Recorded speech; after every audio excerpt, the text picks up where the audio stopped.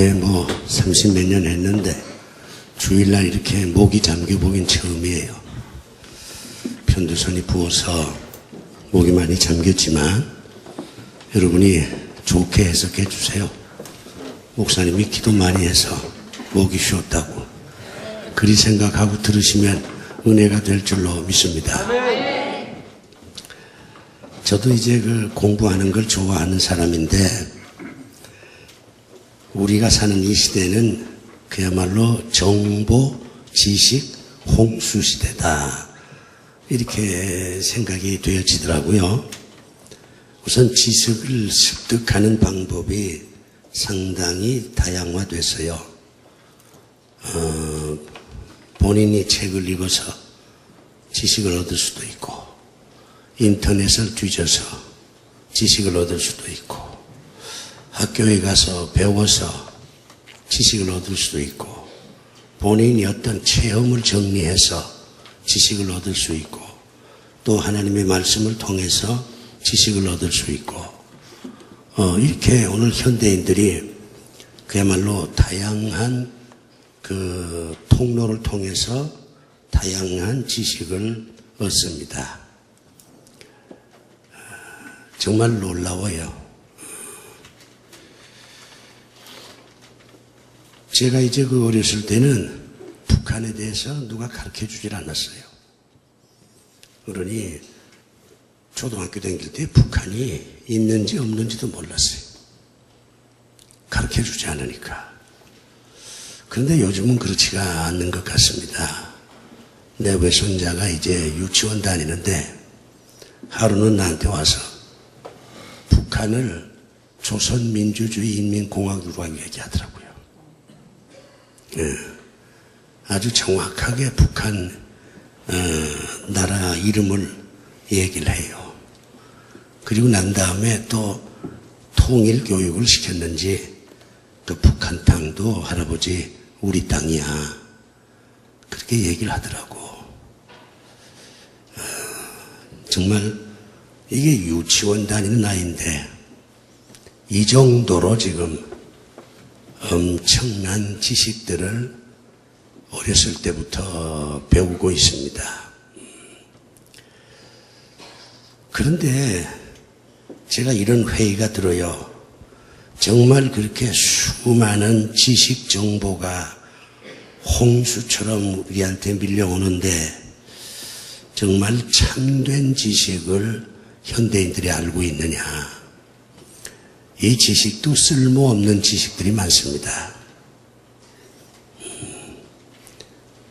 이 인터넷에서 얻어진 지식 가운데 상당수가 별 볼 일 없는 지식이다. 그런 얘기도 하잖아요.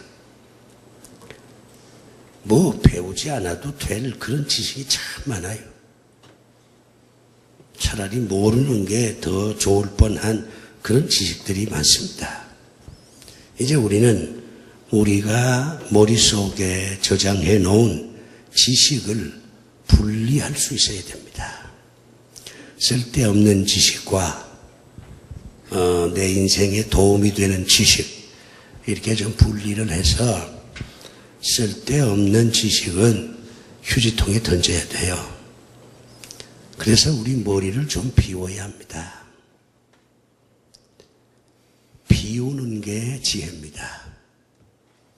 현대인들은 비우려고 안 해요. 뭐든지 채우려고 합니다. 그러다 보니까 정말 중요한 것이 있을 때는 채울 수가 없어요. 꽉 찼으니까. 저는 현대인들이 어리석다고 봅니다. 그렇게 많은 지식을 가지고 있지만 참된 지식에 대해서는 잘 모르니까 현대인들은 어리석다.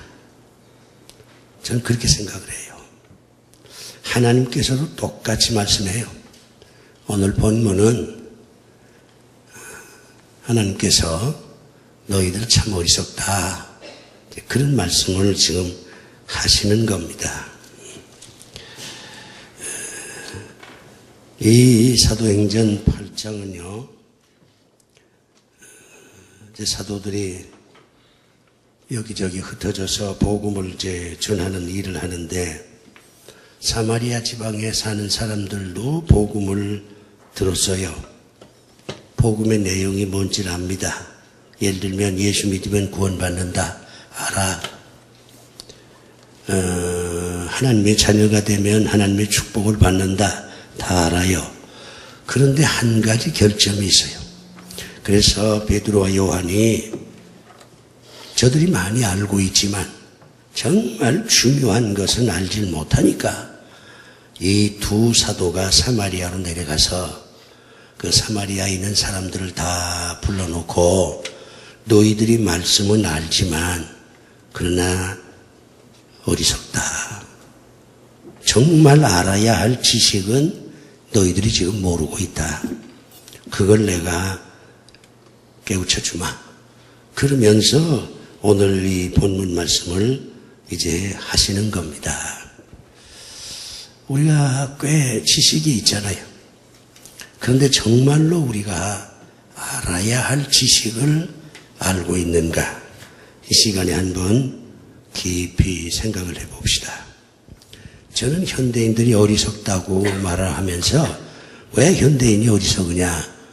아주 놀라운 지식들, 다양한 지식들 가지고 있는데 왜 무지한 사람들이라 어리석은 사람들이라 그렇게 얘기하느냐? 저한테 반문을 하면 저는 답변할 자료가 있습니다. 제가 현대인들이 무지하다, 어리석다 이렇게 얘기하는 것은 지식이 없어서가 아니라 참된 지식이 없어서 무지하다, 어리석다 그렇게 얘기하는 겁니다. 자, 첫 번째 뭐가 없어요? 현대인들한테 저들은 성령을 알지를 못합니다. 성령을 알지를 못해요. 이 예수 믿는 사람들 가운데서도 하나님에 대해서는 제법 알아요. 예수님에 대해서도 제법 압니다. 그런데 성령에 대해서는 무지한 사람들이 참 많습니다. 사마리아 사람들이 하나님의 말씀은 많이 알아요. 빌립이라고 하는 사람이 와가지고는 하나님 말씀을 많이 전했으니까 저들이 하나님 말씀을 많이 알지만 성령을 받지 못했어요. 성령에 대해서 저들이 알지를 못하는 겁니다. 저는 힘은 두 가지가 있다고 봐요. 크게 하나는 합리적인 힘입니다. 합리적인 힘. 공부를 많이 하면 그 사람 힘이 있다. 이 합리적이잖아요. 경험을 많이 한 사람은 경험을 통해서 어떤 힘이 있다. 이것도 합리적이잖아요. 중학생보다는 대학생이 더 많은 지식을 가지고 있다. 이거 합리적이잖아요. 세상에는 합리적인 힘이 있습니다. 돈은 힘이다. 그거 합리적인 생각이에요. 그런데 힘은 합리적인 것만 있는 건 아니에요. 초합리적인 힘이 있습니다. 합리적인 것을 뛰어넘는 신비한 영적인 그런 힘이 있다는 것입니다. 그 초합리적이고 영적인 그 힘이 뭐냐? 성령의 힘입니다.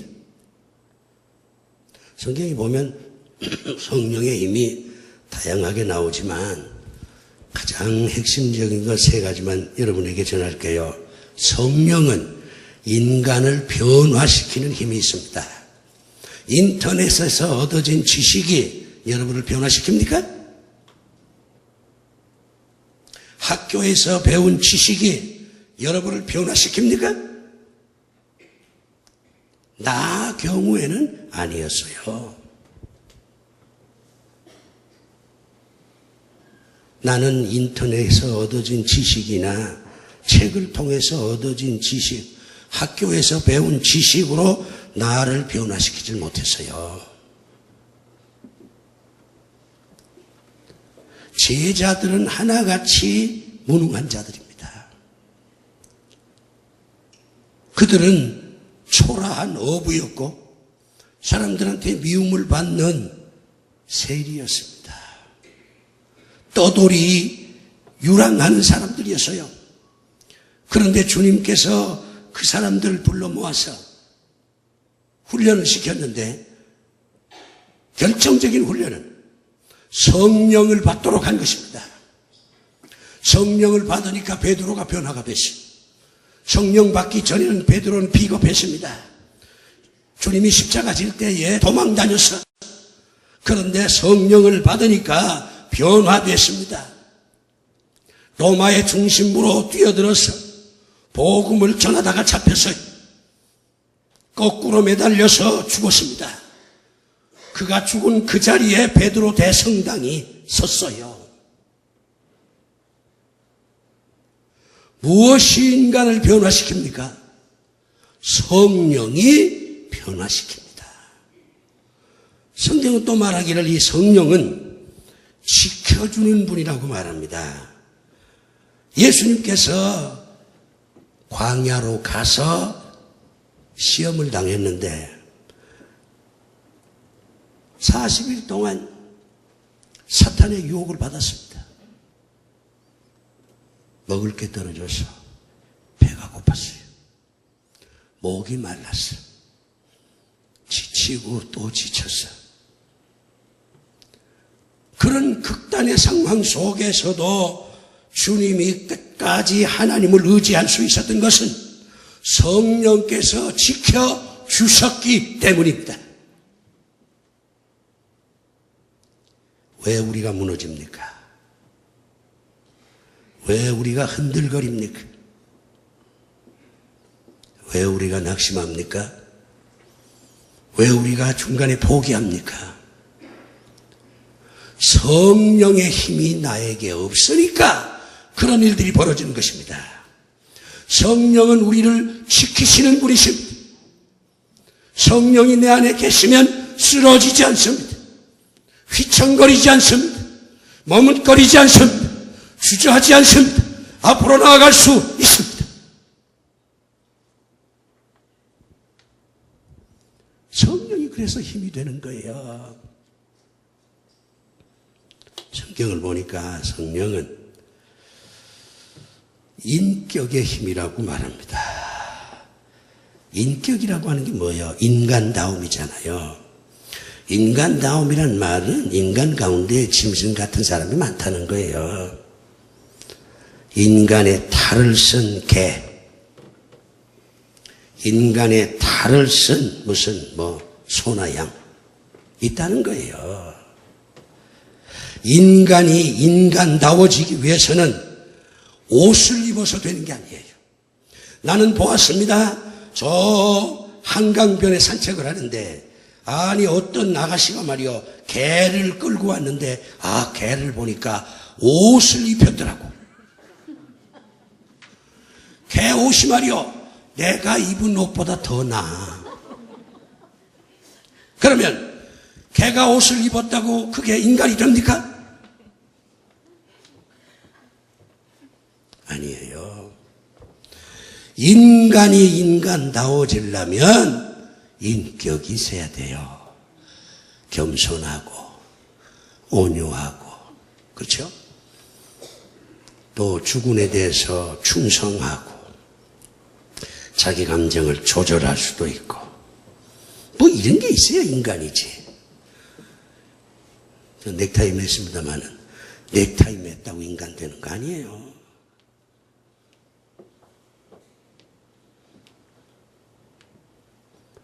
젊다고 인간이 되는 게 아닙니다. 인격이 있어야 돼요. 근데 이 인격은 내가 지리산에 들어가서 돌을 깎는다고 되는 게 아니에요.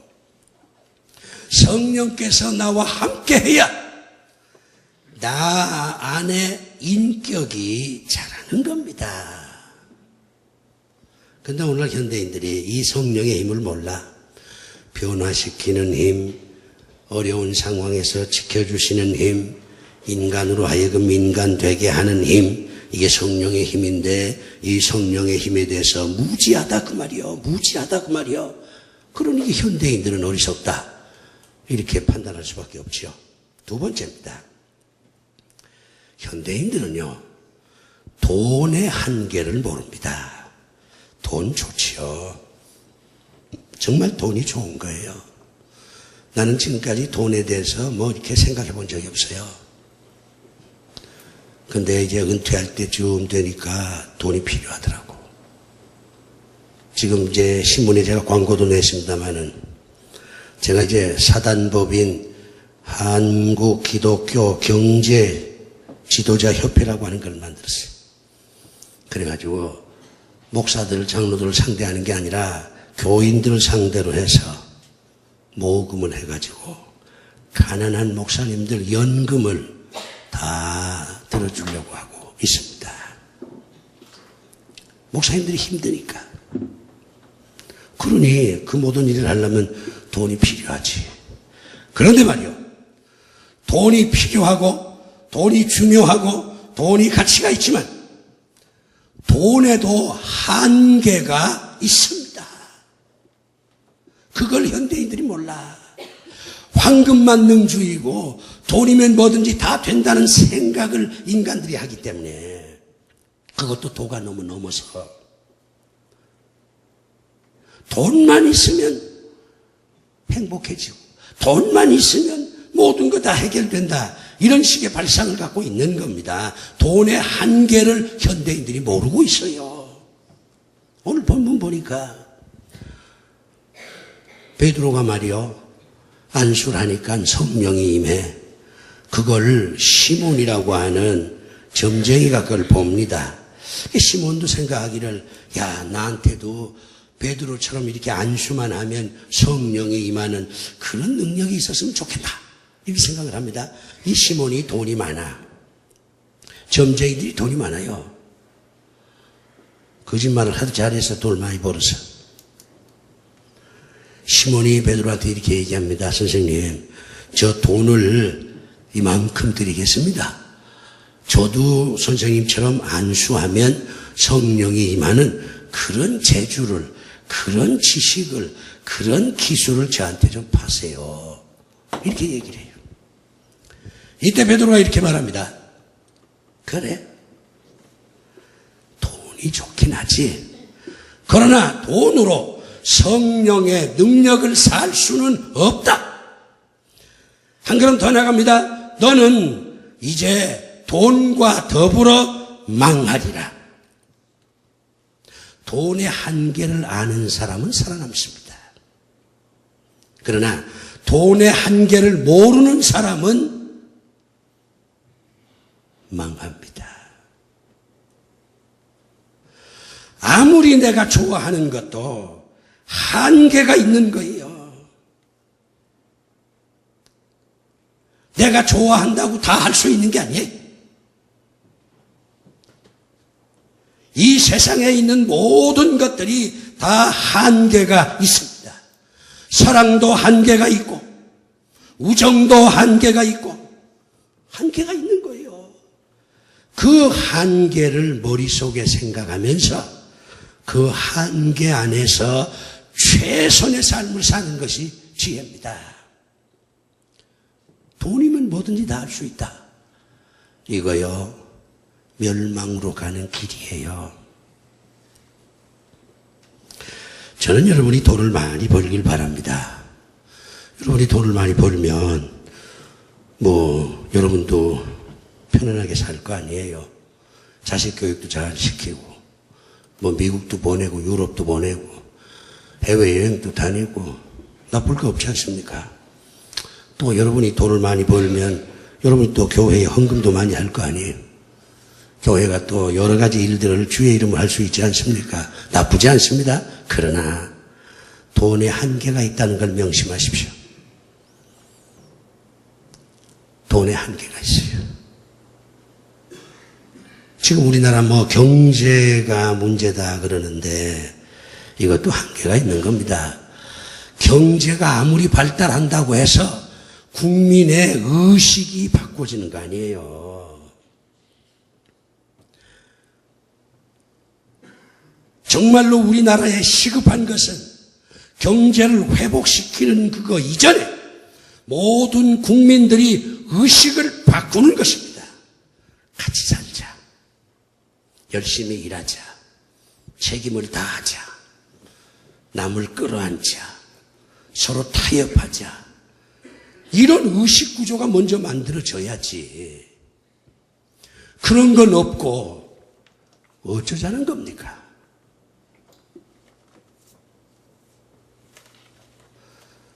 현대인들이 모르는 두 번째가 바로 그겁니다. 돈의 한계를 모르는 것입니다. 세 번째가 있습니다. 현대인들은요, 용서받는 방법을 몰라요. 이 세상을 살면서 가장 어려운 게 뭐냐 이렇게 물으면 글쎄요, 여러분 어려운 게 뭐냐 물으면 돈 버는 게 어렵다 그렇게 얘기할 수도 있겠고, 자식 교육시키는 게 어렵다 그렇게 얘기할 수도 있고, 요즘 황혼이혼이 많으니까 부부가 평생 해로하는 것도 어렵다 이렇게 얘기하실 겁니다. 사업하는 사람한테 물어보면 사업이 어렵다 그렇게 얘기할 거고요. 그런데 성경은 말하기를 용서하는 게 어렵다고 말합니다. 여러분 용서해 보셨어요? 누구를 용서해 본 적이 있냐고? 아마 별로 없을 거예요. 그냥 흘러간 것이지. 주님이 베드로 보고 이렇게 말합니다. 용서는 한 번만 하는 게 아니야. 한 번 하는 건 용서가 아니야. 70번씩 7번을 해야 그게 용서야. 어렵지 않습니까? 70번씩 7번이라고 하는 건 끝없이 용서하라는 거잖아요. 이 공동체 함께 모여 살면 반드시 갈등이 있습니다. 부모 자식도 함께 있으니까 갈등이 있는 거예요. 차라리 아들이 저쪽 가고 아버지는 저쪽 가고 같이 안 살면 별로 갈등이 없어요. 근데 같은 집에서 살아. 그러면 아버지하고 아들이 갈등이 생길 수 있어요. 사람들이 모이면 필연적으로 갈등이 생깁니다. 그런데 그 갈등을 해결하는 방법이 뭐예요? 대화하는 겁니까? 대화하자. 소용없어요. 설득 안 됩니다. 설득을 해도 상대방이 가슴엔 응어리가 남습니다. 대화 안 돼요. 설득으로 그 갈등을 봉합시킬 수 없어요. 계산으로 합니까? 그럼 너 이거 갖고 나 이거 갖고 5대5로 나누자. 그러면은 그 갈등이 봉합이 됩니까? 외형적으로는 봉합이 되죠. 그러나 인간은 남이 가진 게 더 커 보여요. 5대5지만 저 자식이 말이야 자기 건 더 좋은 거 가졌고 나는 말이지 별 볼 일 없는 거 좋지 않냐 이렇게 생각한다 그 말이에요. 나는 70을 살면서 인생 현장에서 말이요 갈등을 해결하는 방법은 대화도 설득도 계산도 아니라고 하는 걸 깨달았습니다. 그러면 뭡니까? 용서하는 겁니다. 용서는 모든 것을 뛰어넘는 거예요. 하나님께서 우리를 어떻게 설득을 했어요? 성경에 하나님의 설득이 많이 나와 있지만 모든 인간들이 하나님께 설득을 당했습니까? 예수님이 그렇게 말씀을 했지만 바리새인들이 설득당했습니까? 예수님이 제자들과 3년 동안 대화를 했지만 결정적인 순간에 이 제자들이 다 도망가지 않았어요? 안 되는 거예요.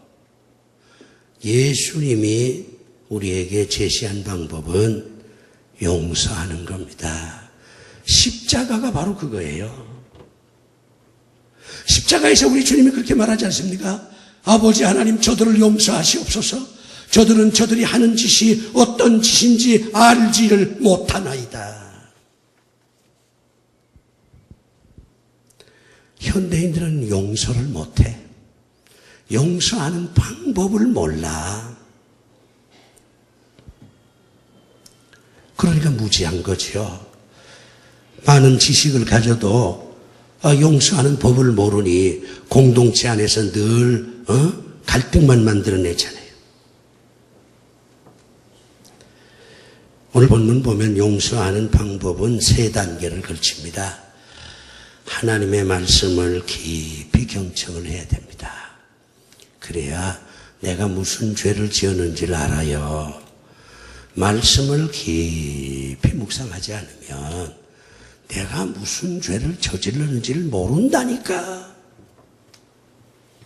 이제 말씀을 통해서 내가 이런 죄를 저질렀구나 하는 걸 알면 그때 비로소 무릎을 꿇고 회개하는 겁니다. 아버지 하나님, 제가 이러이러한 죄를 저질렀습니다. 저를 불쌍히 여기사 용서해 주십시오. 그걸로 끝나면 안 돼요. 그 다음엔 계속 기도를 해야 됩니다. 용서라고 하는 것은 그때는 말이요, 용서해 줬어. 근데 시간이 지나면 용서한 것이 후회가 된다니까. 용서라는 말은 지워버린다 하는 뜻입니다. 여러분은 용서라는 말의 어원을 몰라요. 용서는 지워버리는 겁니다. 칠판에서 글자를 지워버리는 것처럼. 지워버린 것을 다시 기억하면 그건 용서가 아니죠. 그렇기 때문에 용서하고 난 다음에 계속 기도 생활을 해야 돼요. 용서가 지속이 돼야지. 아침에 용서했다가 저녁에 다시 화를 내고, 이게 무슨 용서입니까? 사랑하는 교회 여러분, 여러분은 현명하십니까? 똑똑하십니까? 많은 지식을 갖고 계십니까?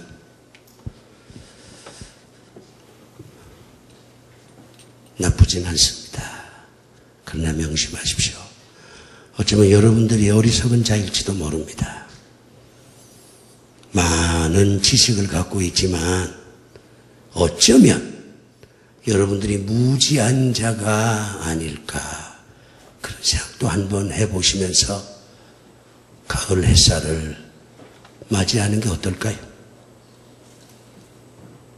그러면 여러분은 여러분 자신을 찾아내는데 큰 유익이 될 것이고, 이런 그 참된 지식을 얻음으로 인해서 여러분의 삶은 더더욱 풍성한 삶으로 갈 수가 있을 것입니다. 할렐루야. 아멘. 기도합시다. 아버지 하나님, 많은 걸 알고 있지만 정말 저희는 어리석은 사람인지도 모릅니다. 성령의 힘도 모르고 돈의 한계도 모르고 용서할 줄 모르고, 그러니 저희들이 잡다한 지식을 가졌다 한들 무슨 소용이 있겠습니까? 이제 진정으로 참 지식을 저희가 얻기를 원하오니 그 참 지식을 저희들에게 주시옵소서. 예수님 이름으로 기도드리옵나이다. 아멘.